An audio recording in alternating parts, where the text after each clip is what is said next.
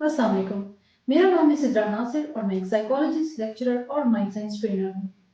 अपने करियर के एक्सपीरियंस में एक चीज़ मेरे सामने आई कि स्टूडेंट्स एग्जाम से पहले बहुत ज़्यादा डर रहे होते हैं कि कहीं हमने जो कुछ याद किया है वो हम भूल ना जाए। इवन कि एग्जाम स्टार्ट होने से पहले तक किताब हाथ में पकड़ी होती है, नोट्स हाथ में पकड़े होते हैं।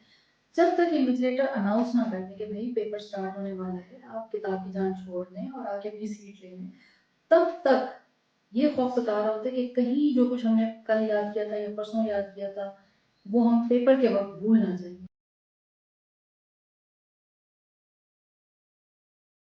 एक बहुत कॉमन प्रैक्टिस है कि वर्ड बाय वर्ड पूरे पूरे पैराग्राफ को याद किया जा रहा होता है, लाइन बाय लाइन एक एक लफ्ज को अच्छी तरह से रट्टा लगाया जा रहा होता है, एक टॉपिक को। जी हाँ, मैं बात कर रही हूँ रट्टा सिस्टम की। अनफॉर्चुनेटली ये हमारे एजुकेशन सिस्टम का आज भी हिस्सा है, आज भी राइज है।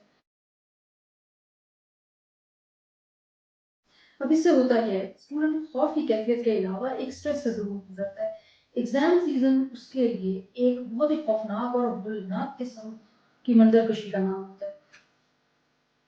नो डाउट आपको इतनी फिक्र, इतना कंसर्न जरूर होना चाहिए कि भाई पेपर की तैयारी कर ली जाए, लेकिन इस डाउट में मुब्तला हो जाना बाद में कि जी पता नहीं मैंने जो कुछ याद किया है वो मेरे माइंड में भी रहेगा या नहीं, ये मेरा ख्याल है खुद को ओवर बर्डनाइज और ओवर स्ट्रेस आउट करने वाली बात है और ये गैर जरूरी और नामुनासिब है। पेपर की तैयारी की स्ट्रैटेजी को थोड़ा चेंज किया जाए। बहुत सारे तरीके हैं वैसे तो एग्जाम स्ट्रेस से निपटने के, लेकिन आज मैं सिर्फ एक पे बात करूंगी और ऑनेस्टली स्पीकिंग स्टूडेंट से ज़्यादा ये स्ट्रैटेजी टीचर को यूज़ करने की जरूरत है। जी हाँ, एग्जाम तो स्टूडेंट का है लेकिन स्ट्रैटेजी जो है वो अपनाने की टीचर को ज़रूरत है। स्टूडेंट के लिए भी बता देती हूँ कि आप इस स्ट्रैटेजी को कैसे यूज़ कर सकते हैं। कोशिश करें कि जब भी आप कोई टॉपिक स्टडी कर रहे हैं तो उसे रट्टा लगाने के बजाय कॉन्सेप्चुअली अंडरस्टैंड करें, उसके अंडरलाइन डेप्थ में जाएं, बेसिक कॉन्सेप्ट पे अपनी ग्रिप मजबूत करें। क्योंकि जब आप किसी चीज को कॉन्सेप्चुअली अंडरस्टैंड कर लेते हैं तो फिर उसके भूलने के चांसेस बहुत कम हो जाते हैं। आप इस खौफ से आजाद हो जाते हैं कि कहीं मुझे ये टॉपिक भूल तो नहीं जाएगा। जब कॉन्सेप्ट क्लियर हो तो आप कॉन्फिडेंट हो जाते हैं कि अब इस टॉपिक से रिलेटेड कोई भी क्वेश्चन आ जाए, किसी भी एंगल से आ जाए, I would be able to attempt that question in the paper और अपने अल्फाज में मैं उस टॉपिक को एक्सप्लेन कर सकता हूँ।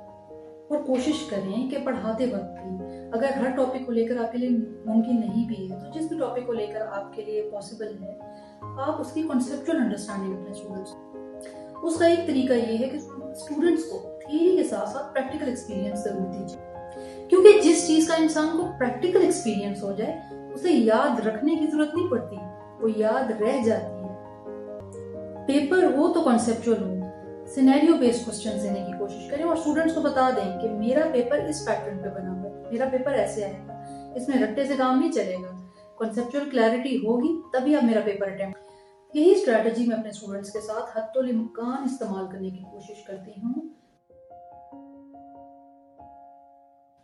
बिहेवियरल लीडरशिप मेरा एक सब्जेक्ट है जिसके तहत मैं अपने स्टूडेंट्स को प्रैक्टिकल नॉलेज देने की कोशिश करती हूँ, क्योंकि लीडरशिप एक ऐसा सब्जेक्ट है, एक ऐसा फिनोमिना है जो कि थ्योरी के जरिए सीखा जा सकता है, ना सिखाया जा सकता। थ्योरी को प्रैक्टिकल की बेस के तौर पर जरूर पढ़ाएं, लेकिन इसको गहराई में सिर्फ और सिर्फ प्रैक्टिकल के थ्रू ही समझा जा।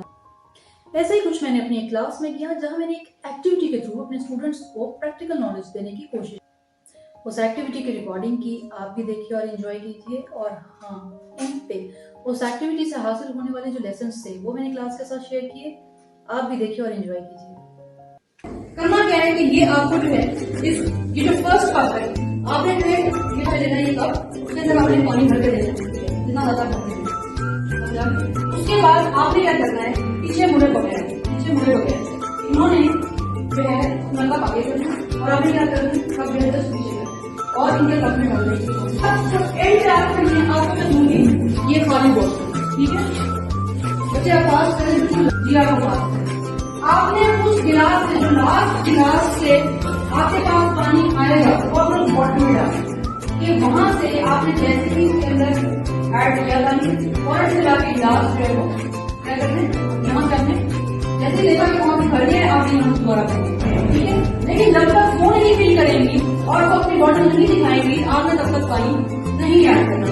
यही प्रोसेस कंटिन्यू होगा एंड का, तब तक ये बॉटल एम्प्टी नहीं होगी। समझ आ गया? क्या होगा अगर कोई स्टूडेंट पीछे मुड़ के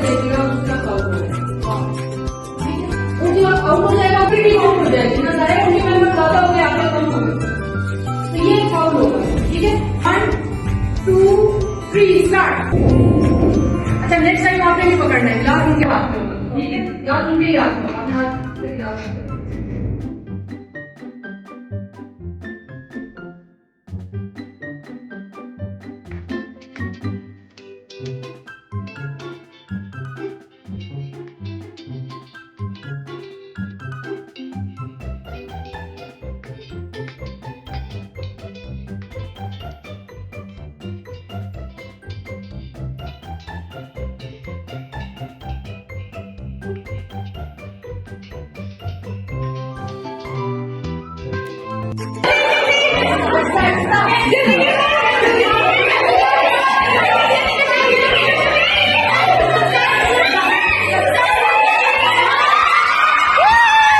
आगे खड़ा होता है ना, जो लीड कर रहा हो, ठीक है, that person is blind to the working being done behind his back.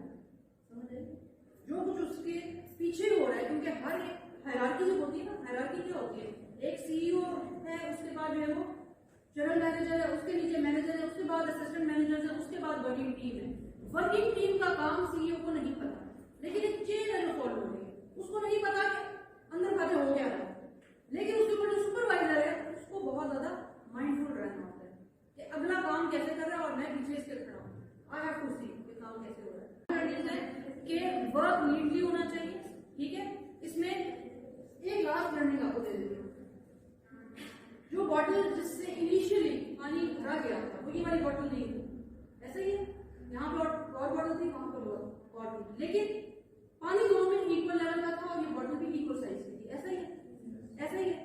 Resources दोनों के पास, दोनों टीम के पास equal, how you utilize the resources and how you waste the resources, यहाँ पे थोड़ा सा वेस्टेज नजर आ रहा है, सही है। तो केयरफुली हर, अच्छा इसमें शर्मिंदा होने वाली कोई बात नहीं, ठीक है, this happens all the time, time is also a resource, आपके पास भी 24 घंटे हैं, आपके पास भी 24 घंटे हैं, यहाँ पे बैठे हुए हर शख्स के पास दिन में 24 घंटे हैं, कोई ये नहीं कह सकता मैं तो पेपर की तैयारी नहीं कर सकती, भाई क्यों, आपका टाइम कहाँ था, टाइम अगर आप कह सकते हो कि उसको जो है वो 32 आवर्स मिले थे और मुझे जस्ट 24 आवर्स, तब तो ये जो है ना एक काबिल कबूल जस्टिफिकेशन है, but is it a justification?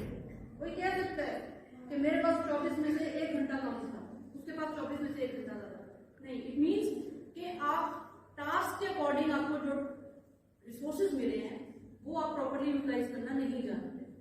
आपका टास्क अगर पढ़ाई है और आपको उसका एक बहुत बड़ा रिसोर्स है टाइम, जिसमें आप इन्वेस्ट करके अपने टास्क को कंप्लीट कर सकते हो, अगर आप वो प्रॉपर्ली यूटिलाइज नहीं कर रहे हो, उसको वेस्ट कर रहे हो, तो एंड में आप नहीं कह सकते कि मेरी परफॉर्मेंस लो थी, उसकी परफॉर्मेंस हाई थी, नहीं कह सकते, समझ आइए। So proper utilisation of the resources is also very important. और सेकेंडली, अगर शुरू में कहीं गलती हो जाए, it doesn't mean that you can not win at the end, ठीक है, you always have a chance to win. किसी एक को ब्लेम करने से बेहतर है कि अपनी कारकर्दगी बढ़ा दी, ठीक है, ताकि टीम का जो अल्टीमेट रिजल्ट है वो विन की फॉर्म में नजर आए, ठीक है जी। That's all for today regarding this activity. अब आप लोगों ने मुझे असाइनमेंट सबमिट करानी है ग्रुप वाइज, ठीक है, both in hard form and short form in the next class, clear है जी? Thank you.